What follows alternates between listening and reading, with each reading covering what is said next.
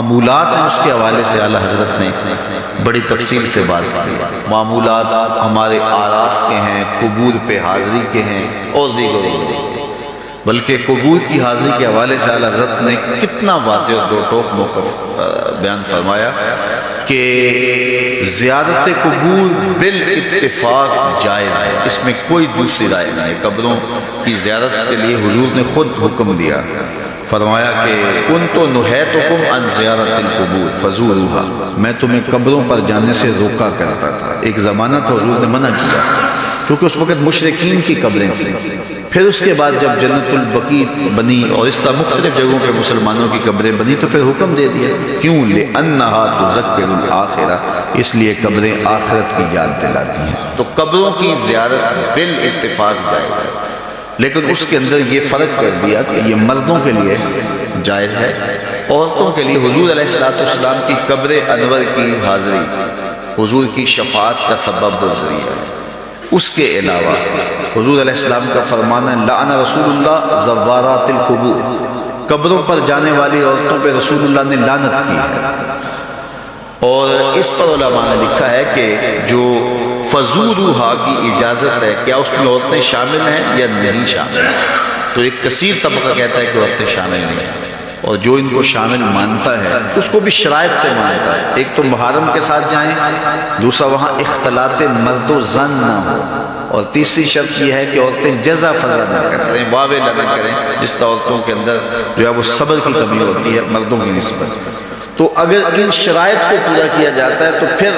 جو ہے وہ مخصوص جگہوں پہ عورتوں کا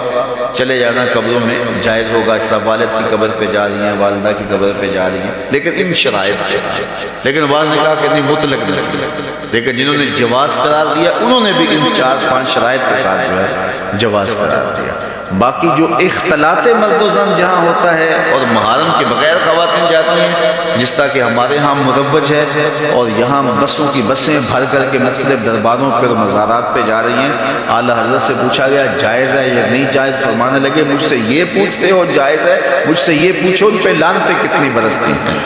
فرمایا جب وہ گھر سے نکلتی ہیں تو ان پر لعنتیں برسنا شروع ہو جاتی ہیں، اور تم اس کو مجھ سے جواز کا فتویٰ مانگ رہے ہو۔ اب دیکھیے کہ ہمارے معاشرے میں ہے کہ نہیں، اور اس کو کیوں نہیں روکتے؟ اس لیے کہ وہ کہتے ہیں اگر عورتیں نہیں آئے گی تو بابے کا گلہ کون بنے گا، اس لیے کہ پیسے تو عورتیں ڈالتی ہیں، اس لیے وہ کہتے ہیں کہ ٹھیک ہے، اور اس کے لیے آنکھیں موند لیتے ہیں، بند کر لیتے ہیں۔ ضرورت ہے کہ عورتوں کو مزارات پہ حاضر ہونے سے منع کیا جائے، وہ گھر کے اندر رہیں، اور اگر وہ جانا چاہتی ہیں تو یہ شرائط ہیں ہمارے علماء نے دی، اور ان شرائط پر پورا اترنا اتنا آسان نہیں ہے۔ اسی طرح اللہ نے فرمایا کہ جو ہے وہ زیارت قبور بالاتفاق جائز ہے، عورتوں کی جو بات ہے وہ آپ نے بیان فرما دی۔ دوسری بات فرمائی سجدہ قبور اور طواف قبور بالاتفاق حرام ہے، اس میں کوئی دوسری رائے نہیں ہے۔ قبروں کو سجدہ کرنا اور قبروں کا طواف کرنا بالاتفاق حرام ہے، اس میں کسی کا کوئی اختلافی نوٹ نہیں ہے کسی بھی عالم کا۔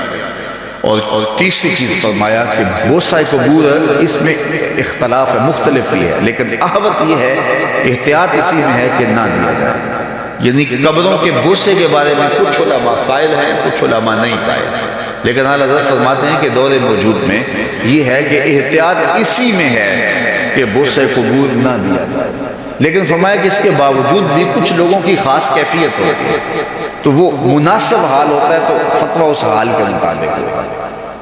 اور اس کی دلیل جنہوں نے قبروں کو چومنے کی دلیل لی ہے انہوں نے حضرت